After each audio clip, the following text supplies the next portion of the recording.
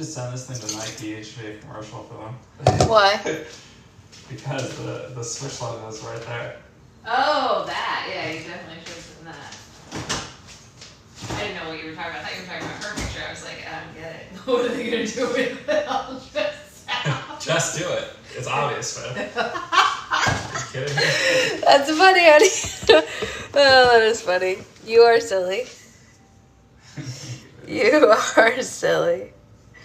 That's pretty funny. But yes, you're right. The other one is pretty clear. Now that you showed it, I know exactly what you mean. Good morning.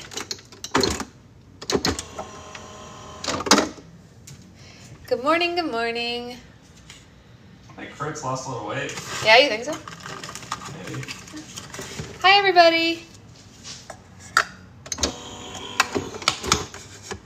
Good morning, Danny. Time to make coffee.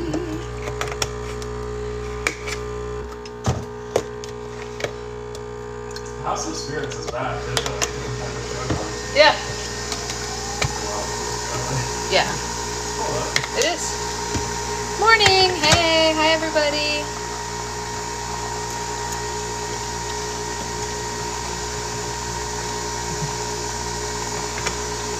It's time for coffee. Hey, Ray.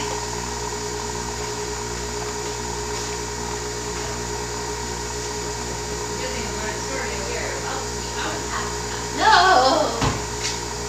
How will we survive? With no half and half, how could you ever even live? Addie, hi. Morning, morning, morning.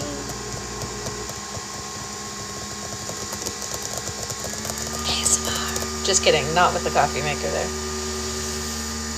How's everyone doing? Good, bad, medium. Oh yeah, isn't this shirt funny? I love this shirt. I think it's hilarious. Yeah, I think so, Becca, but also we were really excited to find that picture. But yes, this is my shirt of the day. It's pretty funny. It's a funny shirt. I also already had yogurt this morning, so I had food. I had yogurt and berries. It was delicious. Delicious.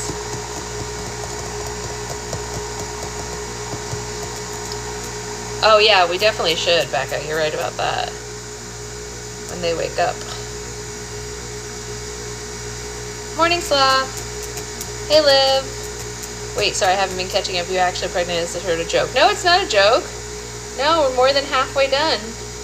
She's almost here.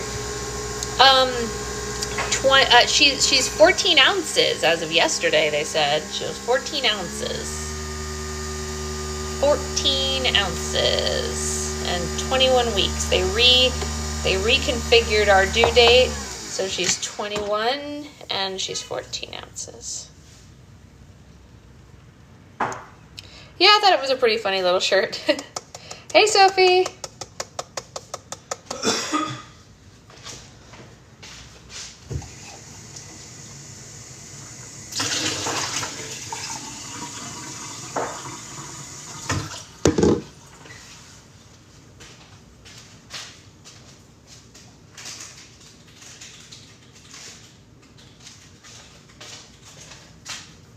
All right.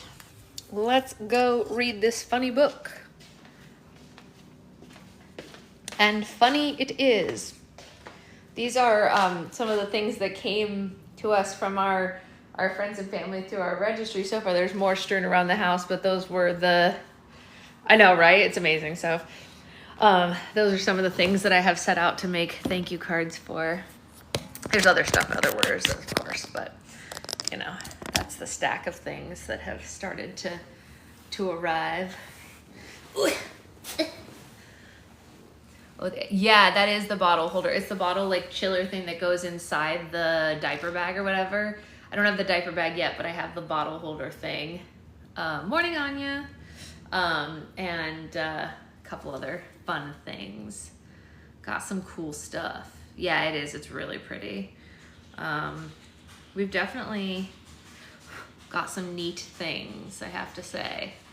My cousin sent us a baby monitor and stuff like that, and my mom got us the, I don't remember what they're called, a bouncer thing. You know. Oh, no worries, Anya, no stress. Hey, Jack, how's it going over there? Everything good? Everything on the up and up? Oh, by the by, let's not forget, tomorrow morning we do have Mallory Marlowe coming to chat with us. So make sure you all have any questions you want to ask her down, you know, anywhere for whatever you want to ask her, whether it's about the book we already read, about her writing journey, about the next book, or anything like that. Please feel free to write those down now so that we won't forget tomorrow. She is coming at our normal time tomorrow. Hey, Liz. We were just talking about tomorrow's Q&A with Mallory Marlowe. She is going to pop on pretty much right around this time tomorrow, so tomorrow is not a day to miss. I'll miss the book, though. Yeah, I'll miss the book, too, but, like, you know, she has a meeting right at 9:30, so she's going to pop off right before that. But the cutting power for a few hours to work on things. Oh, yeah, that, well, yeah. Bring coffee and having the newly retired mom. Ah, hi, Mom. So, yeah, it's going to be really fun tomorrow morning. We're going to have a great time asking her about, you know, book stuff and things and the characters and what we can expect from her next book and all sorts of good stuff. So, I think we're just gonna have a great time. Shower her with love, tell her how much we loved her book, you know, all that stuff. Let her tell us about her experience. And, you know,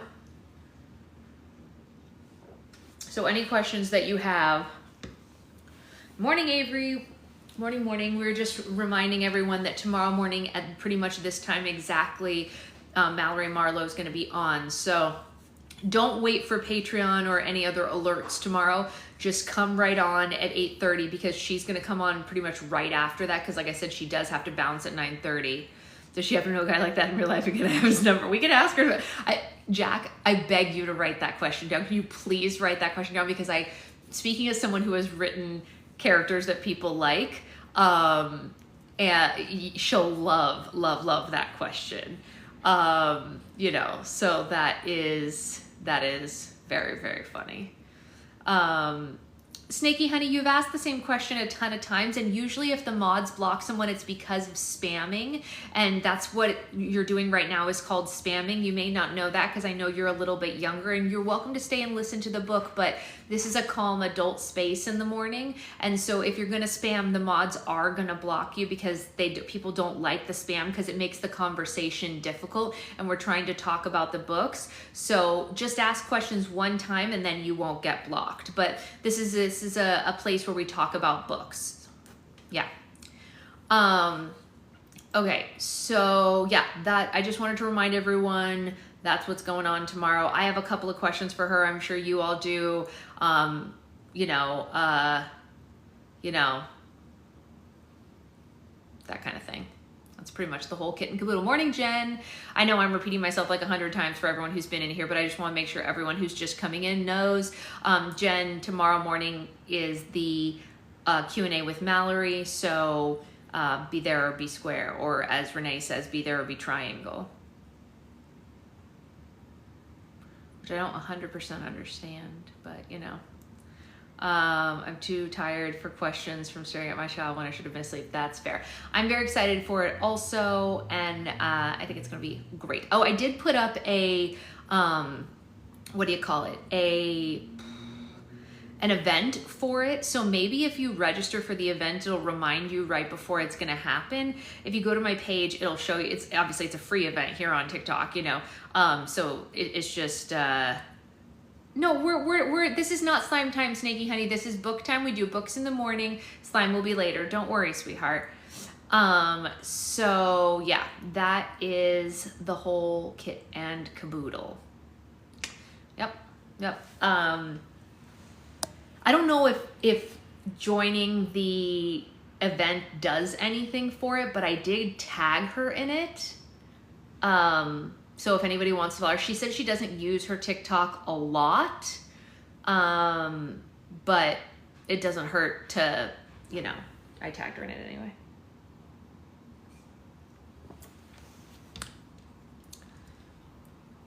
Do you put the actual cookie butter in your coffee? I did.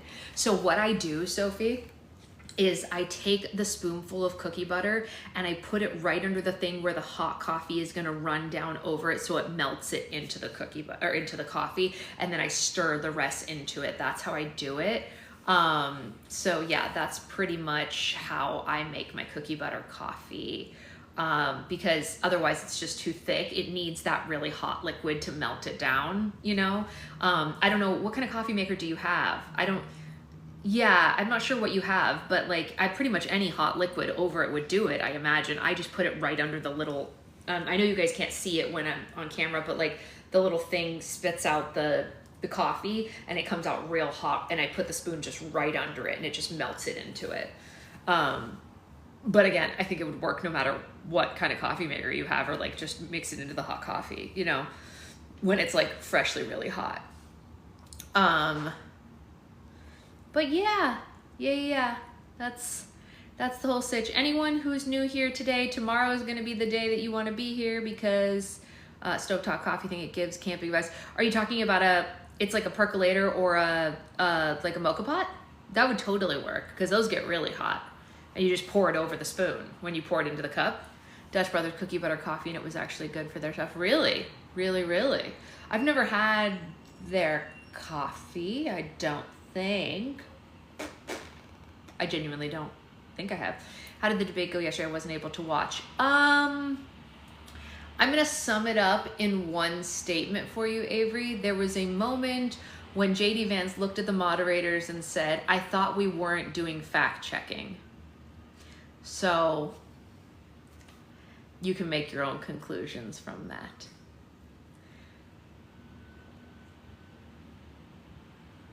Yeah, he literally, that's a verbatim quote. I did not make, or you said you weren't going to fact check. Yeah, something like that. Whatever it is, he looked at them after they fact checked him and said, you said you weren't going to fact check. So like he knew, he came in with a script ready to lie and did, and then when he got caught was upset that they got oh, yeah, I mean, it's just magical. That being said, I have to say, I was just about to say that, Danny. I was literally about to say that exact same thing, that it was extremely gentlemanly on both sides. They were both very respectful of one another and kind, and it was more in line with what you want to see from something like that. Do we know he was lying and talking out of his behind? Yes, of course, fine, whatever. But optics wise, they were both very kind and very respectful. That, take that for what you will, you know? There was a lot of the beginning of the next statement from the next person being, I agree with your point that said XYZ, but I disagree with blah, blah, blah, which I think is a really nice, yes, civil, that's the word I would use. Yes, civil, civilized, yes. My belief, and I could be wrong, this is just an opinion, this is not any kind of, you can't fact check this because I made this up in my brain cells. Do you think it hurts your account having small lives here? The ones where we get BLOCKED? Probably, yeah. The thing that I was saying about, I got the feeling right away from, oh no, I mean, we've always had that, right, Becca? So it's kind of like, whatever. The thing that I was saying was from the very beginning of the night, I got the feeling that the people behind that side looked at JD before he went on and said, you better effing fix this ish. Smooth it over right now. That's what it felt like. It felt like someone literally said, do this or else. Because he was, even though we know they were lies, there were things that I was like, I beg in your finest pardon right now. You know what I mean? Like, I was like, you know, very interesting that happened. I was like, huh.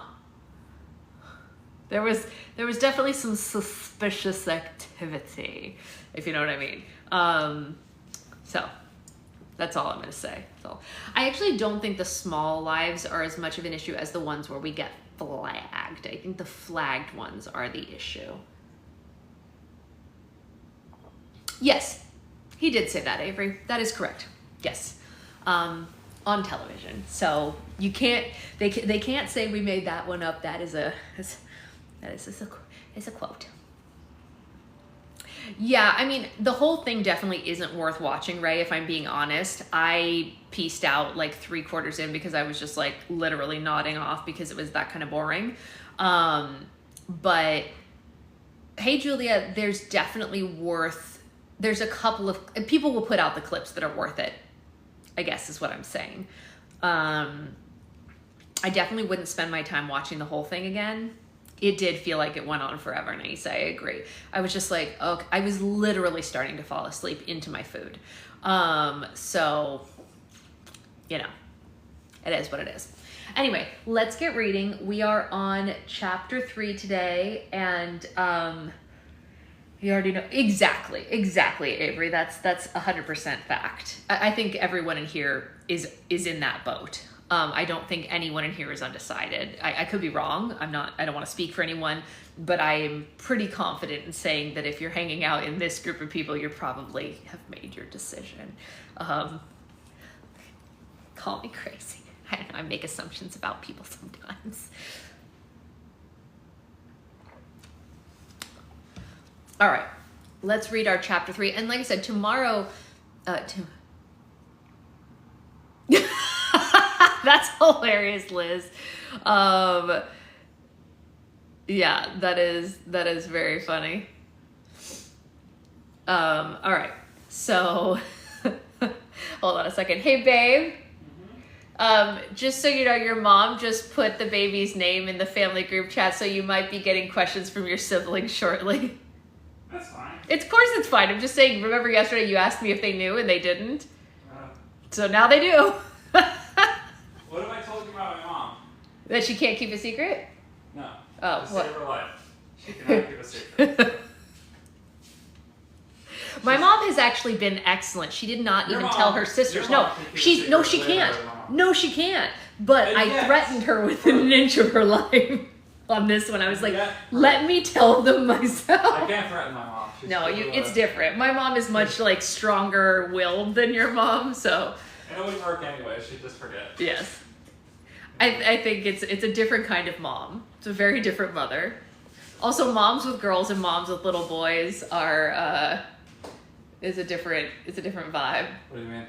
Well, moms and their daughters, we've fought enough over the years that now that we're in an excellent place, it's easy for me to go, hey, focus, you know. And you can't really talk to your mom like that. No, good God, no. No. But anyway, I just wanted you to see it before. I think it's funny. Yes, everyone is agreeing that it's a different vibe talking to your mom if you're a girl than a boy. In my experience, girls are too harsh with their moms. And I'm going to make sure our daughter's not harsh with you. Thank you, I appreciate that, but you know what I'm not going to tell our daughter? What? Go to bed hungry, wake up thin. So, you know, harshness comes and goes, I guess, right? My mom never did stuff like that. Right, yeah, so... My sisters have been too harsh to her at times. Yeah.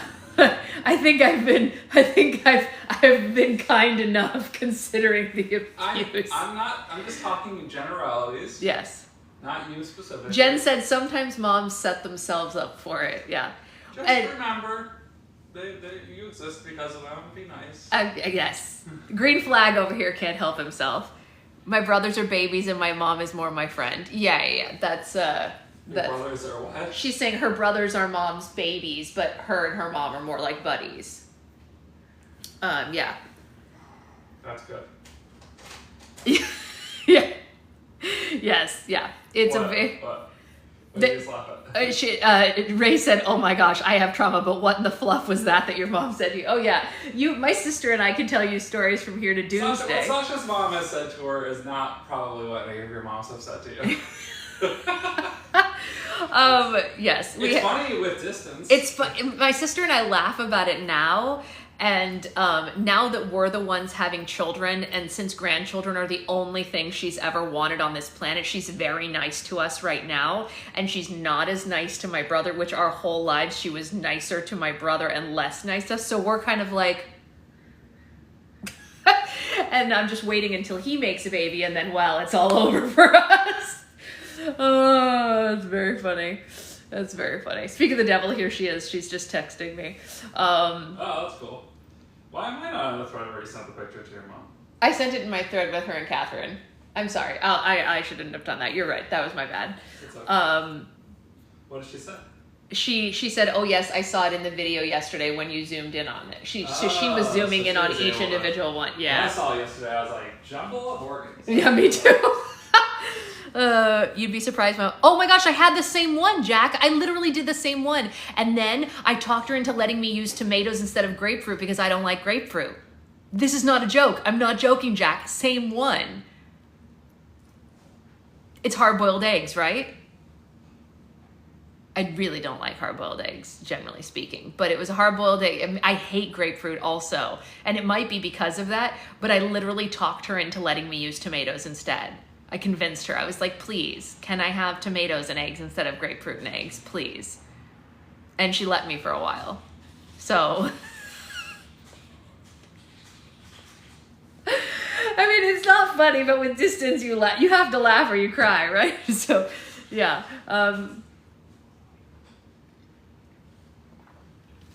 Well, anyway. She's now in the text message telling me that she cannot distinguish my child's face in the photo that I just sent her, but I think it's extremely clear, so I'm going to have to, after this, go and explain to her where her face is. But that's another story for another day. All right. Chapter 3 of Hex Appeal, which I spelled correctly today, because today we have brain cells. I got a little more sleep, so we're doing a little better. I need... Essie announced to the kitchen, a very large drink. She had escorted Josh Henderson off the property. Once it had become clear that he was not there to fix the glass in the conservatory, but to collect 280 years of back rent, she had dragged him back down the stairs as fast as the house would allow her to, which was fast because it tended to expel people that it didn't want there, and then she was outside. I am so sorry. Such a confusion. Didn't realize who you are, she gabbled. Brook Manor Farm, of course, I'd completely forgot. And it's not me who does the rent. It was nobody who did the rent. I'll get that scene to right away. Morning, Amanda. We barely just started. We're like 2 sentences in. Right, no. It's just, Josh said as she propelled him past the umbrella stand full of broomsticks. I was really hoping that I could talk to someone about it, because the whole 300 years thing, it can't really be right, can it? Also, I don't know about inflation, but no, me either. It's basically witchcraft, am I right? But the solicitor estimated it was about 10,000 pounds a month, which was eye-watering. That's what, but what... Which was eye-watering, but that wasn't what caught her attention about the sentence fragment. Solicitor? She stopped and gripped his arm hard. Out of the corner of her eye, she saw Avery materialize in the doorway, hands flowery and incidentally gripping a heavy rolling pin. Yeah, the property solicitor, Keswick and Sons, in your town? Essie forced herself to relax. She shook her head minutely at Avery, who retreated back into the kitchen. Keswick and Sons. She knew of them. Blessing had delivered 2 of Mrs. Keswick's children, and those of a junior partner, too. None of them were called Hobb. They probably weren't the lawyers her dream had warned her about, but she would check again, just in case. Anyway, it would be out of character for her premonitions to give her such an on-the-nose bit of information that revealed itself nicely in the same day. Usually it took years for her to piece together all the information. It was really the least useful of her limited powers. Look! Josh dug his heels right there into the doorstep and turned to face her. Damn it, he really was quite handsome. Essie's well-suppressed hormones tapped her on the shoulder and reminded her how long it had been since she was within breathing distance of a handsome man. And remember what happened that time, she reminded them, and then those hormones piped down again. Listen, I don't want to cause trouble. I can see that there's a lot going on here. I'm new in town, and I have this house that's falling down, and I have no income to support it. We have these things called jobs here in England, Essie said brightly. They're quite good at supporting your income. His smile was tight. Yes, that's a sticky subject right now, he said. All I'm saying is there's got to be a reason why it seems your household is supposed to be paying me rent and hasn't. Well, maybe the checks got lost, Essie said. Terrible thing lately, the post. For 300 years, Josh said. And, he cocked his head, is that an admission that you know you're supposed to be paying me rent? Damn it. I couldn't say. Like I said, I'm not the rent person. Now, if you don't mind, I'm waiting for a glazier. I hope you don't mind this. I hope you don't expect me to pay for it, he said with an I'm joking or am I kind of expression on his face. No, I do not, Essie said crisply. She had no personal luck with betting, but hopefully Maud would be in a good enough mood to pick out a winner at Newmarket next week. Now, if you wouldn't mind. His gaze fell on the umbrella stand. I'm sorry. Are those broomsticks? Yes, for Mr. Henderson. We use them for sweeping, not for, like, flying around on. He gave her a thoughtful look. Because you live in this weird gothic house which contains whirlwinds and jungles and goats and cats that obey everything you say and, like, animatronic parrots. He trailed off. They weren't animatronic, were they? Essie sighed. He was still inside the house. No, they're Tiffany, actually. Avery charmed them years ago, and none of us have been able to work out how to undo it. We are able to understand the animals in a conceptual way, and in turn, they understand the general meaning of our intentions in a non-verbal sense. The house, as I said, reacts to our moods and has its own moods, and if you visited on any other day, you would probably see it as a charming country retreat, but alas, you will not be visiting on another day. His eyebrows went up. Is that a threat? No, it's just a matter of fact. When you leave this house, you will begin to forget that you were ever here, and as you walk away from it, you will find yourself thinking about other things, and as time you reach the main road, you will have forgotten this place ever existed. That, he said, does not sound likely. And yet, it's true. Goodbye, Mr. Henderson. Go on. You will find some other way to make money.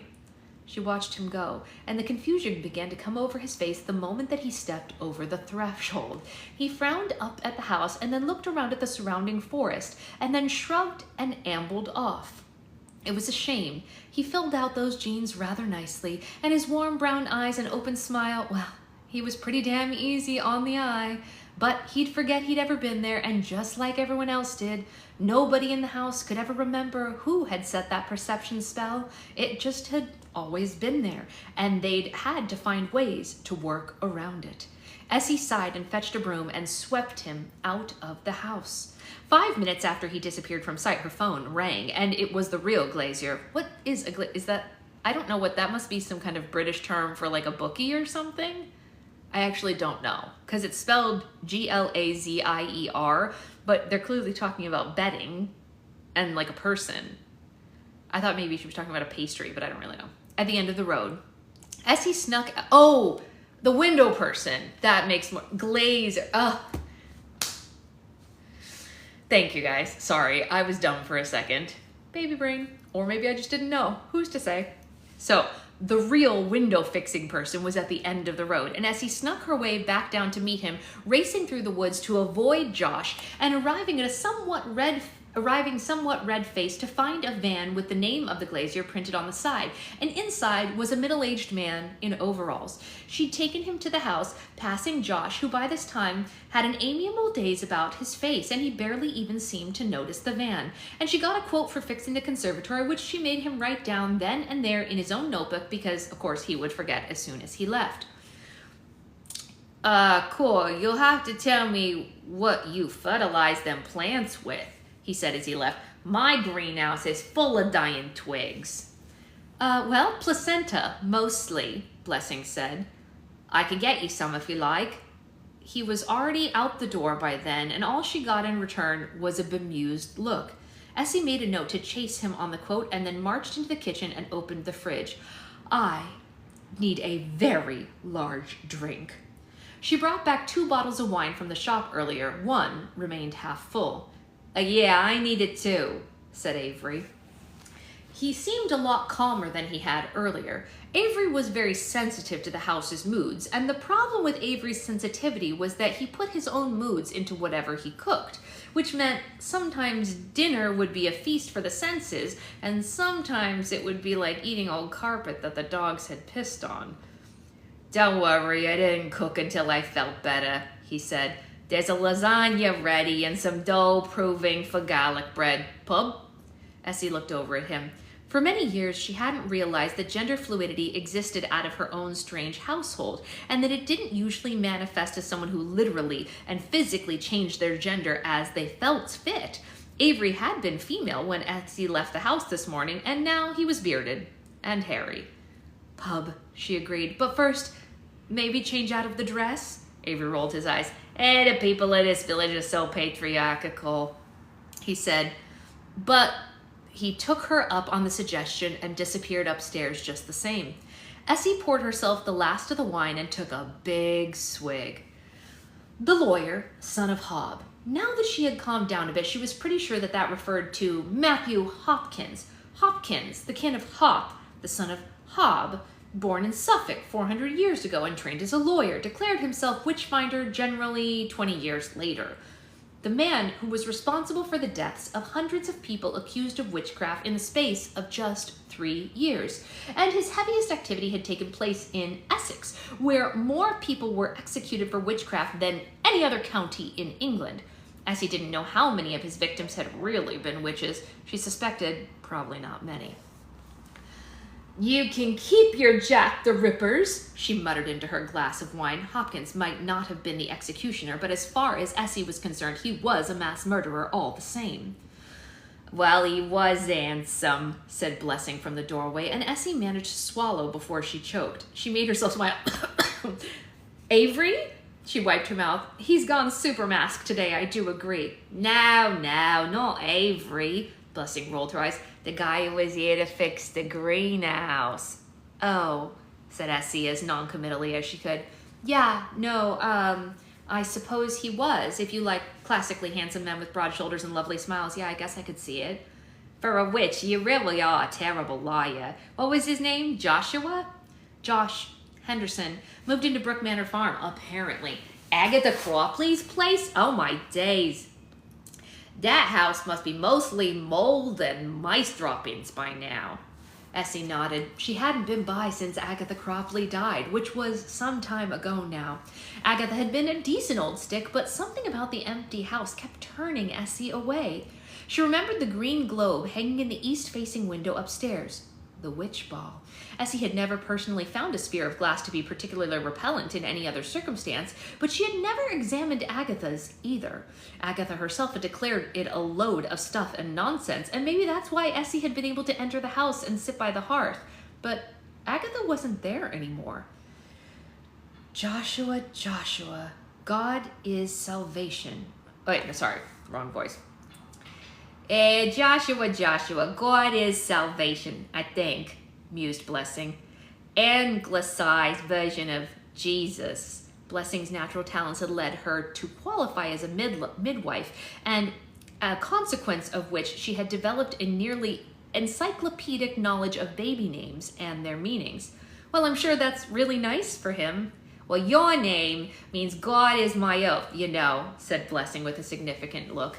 Bless. Half the names in England have something to do with God. You might have noticed there's a lot of churches hereabouts. Yeah, I just think you're cute together. Why did I make her New Yorker all of a sudden? What just happened, you guys? She just slipped into New Jersey. How did that happen? This woman is supposed to be Cockney. Ow, all I want is a room somewhere. I just think you're cute together. There we go, that's better. said Blessing, and she bent down to pet Tompkin, who purred around her ankles in hopes of some lasagna. Who's cute together? Avery reappeared, still bearded, now wearing men's clothes and all the jewelry that he had on before. Essie thought about the after-work crowd at the Yew Tree Inn, which usually contained various manly men still in their overalls and work boots, and then figured that Avery was experienced enough to decide this for himself. If he wanted to wear glittery earrings with his Metallica t-shirt, oh well. Essie and our new landlord. He's not our landlord, Essie said as she collected her handbag and they made to leave the house. Should we ask Maud if she wants to come?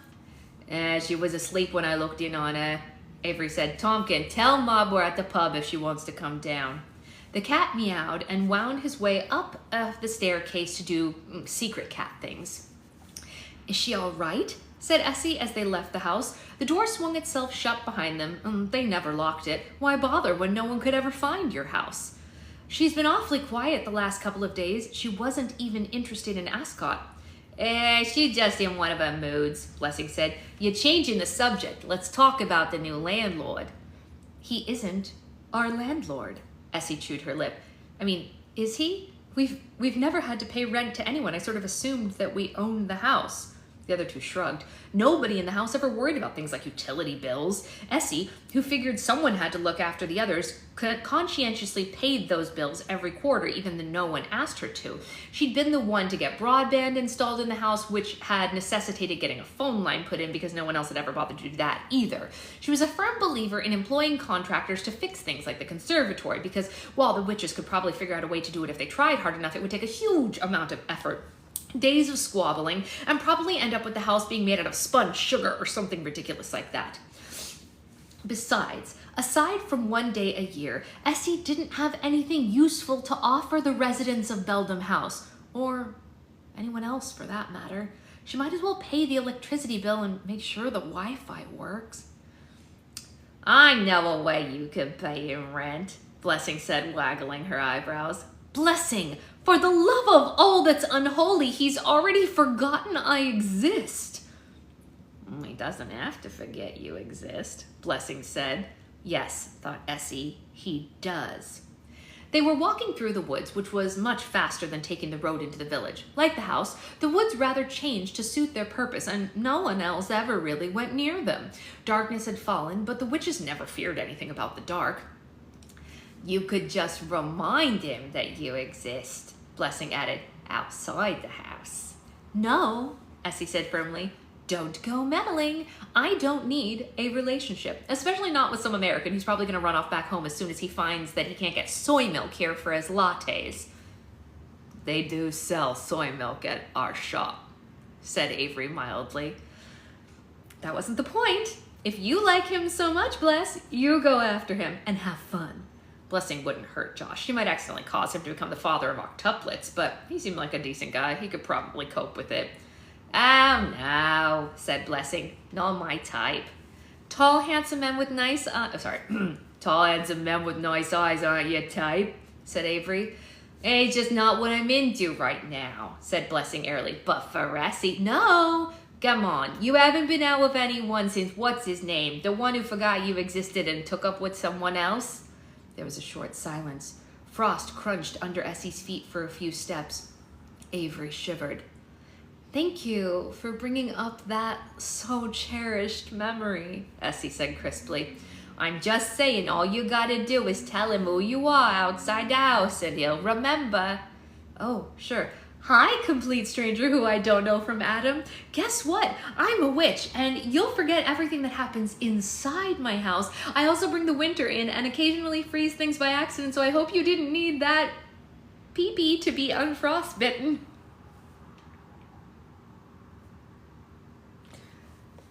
Has that happened before? Avery asked in horrified fascination. Essie's fingernails dug into her palms, and her breath clouded in the air. Let's just go to the pub and get pissed and forget all about Josh Anderson, right? Avery shuddered. Ooh, whatever you say. By the time he got home, Josh couldn't entirely remember why he'd set out at all. A nice walk around the village, he supposed. It was incredibly pretty, and the cottages were a mix of eras and styles, all cozied up together. Some had exposed beams, some had patterns made of brick and flint, and some had intricate designs carved into the plaster. There was a very pretty pub overlooking the midsummer common, advertising home-cooked meals and real ales. He bet it even had a working fireplace. He studied Brook Manor farmhouse as he crunched up the drive. It was built of red bricks, some of which had begun to crumble, with a plain tiled roof. The doors and the windows were slightly arched. All in all, it would have been a quite handsome house if it hadn't been hidden behind massively overgrown creepers of some kind.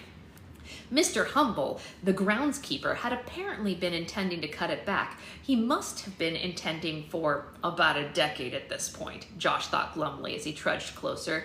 The damn thing might look even picturesque, but it was clawing its way out of the bricks. He wrenched open the front door, which was stuck because it was made out of wood, and it swelled when it rained, or when it was sunny, or when it was hot, or when it was cold, and really trapped him inside. He'd read somewhere that posh people in Britain lived like this all the time, in freezing houses with no proper heat, and wore their grandmother's clothes and never spent any money. But Josh couldn't see that working for him. For one thing, his grandmother's clothes had gone to Goodwill when she died. He opened the fridge, another new expense, and looked discontentedly at the contents. There was a village shop which appeared well stocked, but Josh didn't know most of the brands, and there were so many words on the packaging that confused the hell out of him. Even eggplant wasn't called eggplant here. You don't belong here, he thought to himself. He did. He had to. He'd burned a lot of bridges back home, for one thing, and why would his father have left him this house if he didn't intend for Josh to live in it?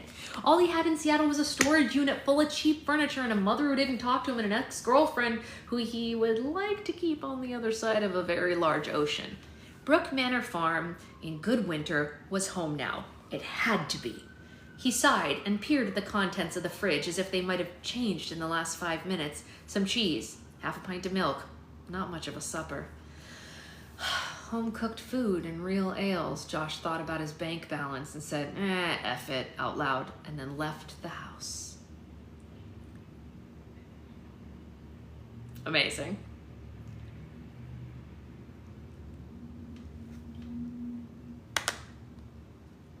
Pretty fantastic.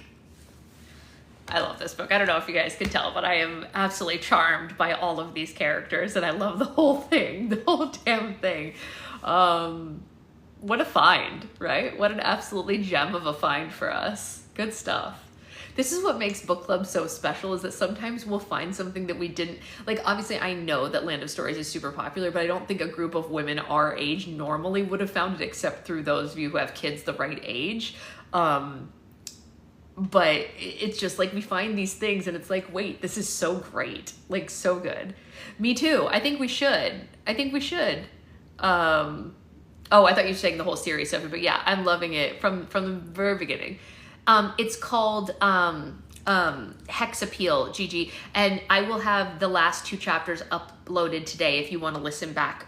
Gigi, I don't know if you were on earlier when I said this, but we do have, tomorrow we still have book club, but it's a special book club where the author is coming to talk to us from the last book. So we won't be reading tomorrow, so you have time to catch up on the last couple days. That's for everyone. You guys will have time to catch up while we talk to Mallory tomorrow. I know we're gonna miss reading this book, but I think it's worth it to take a day to talk to her, right? Because like, so freaking cool that we even get to do stuff like that, you know? We're very lucky that we ever even get to, you know, talk to authors of books. Or sometimes I forget that it's witchy and I'm like, who wants to eat a placenta? That's yeah, that, you know, that is a thing that people do, Anya. It's weird.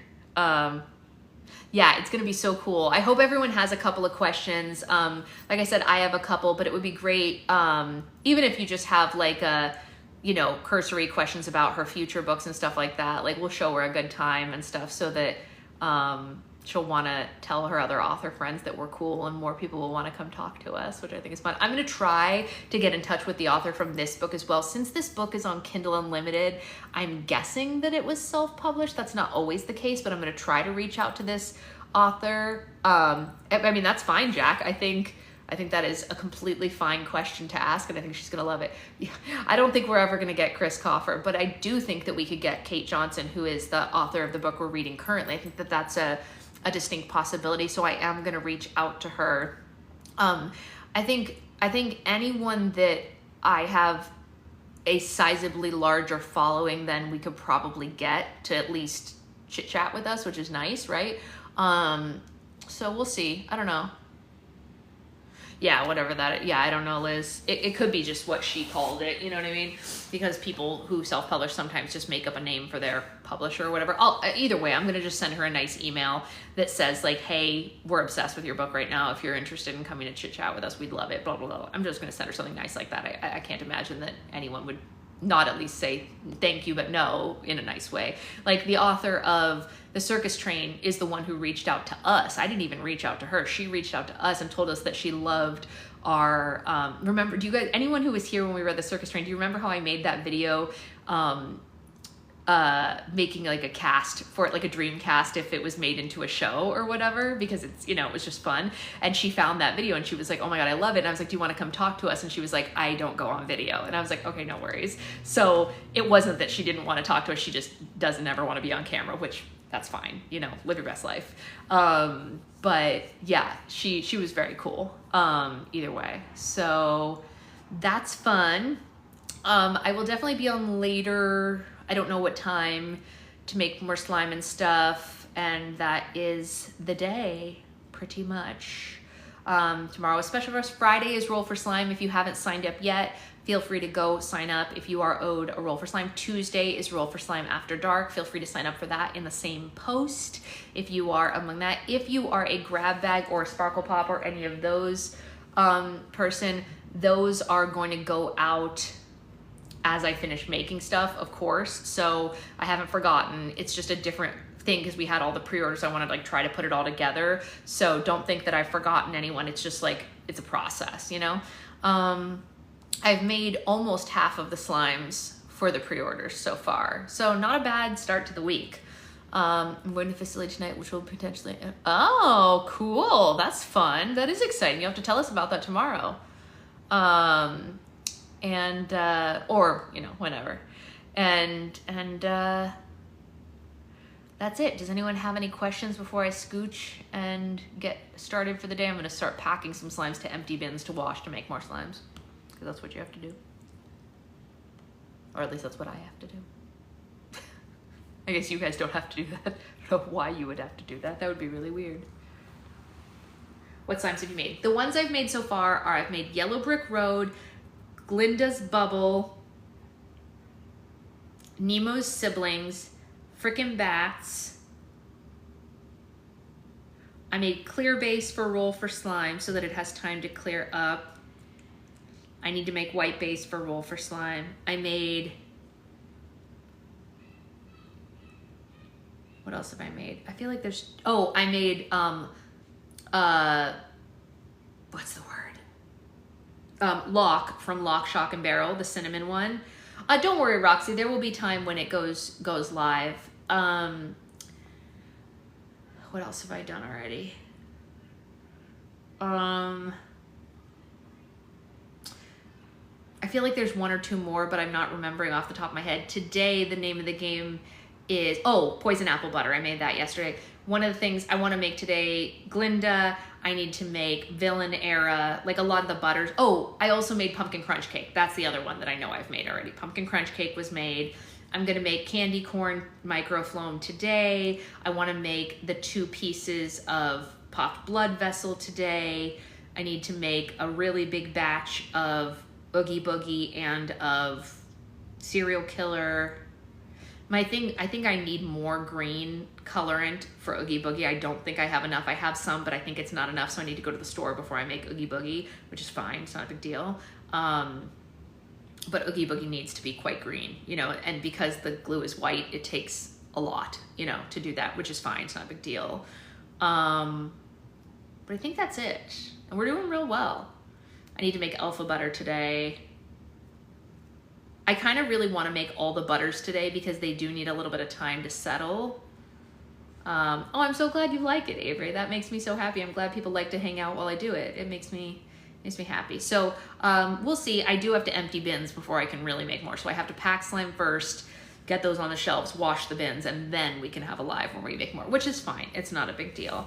Oh, and I have to make the 2 clouds. But Secret Husband's been really great, and he's been helping me for the last like month or 2 make clouds at night when he's done with work, because they do take a lot more effort and I get a little more winded now than I used to. And so he's helping me with a lot of the like mixing, because he's really stronger at this time. And so the big batches of clouds, he's been helping me with those, do the like end mixing, because you really have to do so much, you know? I say it all the time, but you're the only person I watch, and I watch live in its entirety. I am so grateful that people feel that way. I feel very lucky that a lot of people feel like they can hang out and that it's like a good environment for everybody. Like I've told you all a ton of times, I have a really hard time watching people's lives. I get really distracty pants. So I'm grateful that other people don't get distracty pants in mine. I don't know if it's just because I talk so fast that you don't have time to get distracted. Which is ridiculous. Anyway, I'm gonna go because I do have a lot to pack before we can make slime, and I know we all want to make slime today, but I really do want to get through all the butters today. That's the goal. The butters and the sleighs are really what I want to get done today if I can. And then we'll be really close to being able to start sending. Oh, I need to make portal potion today so I can send out the cauldrons.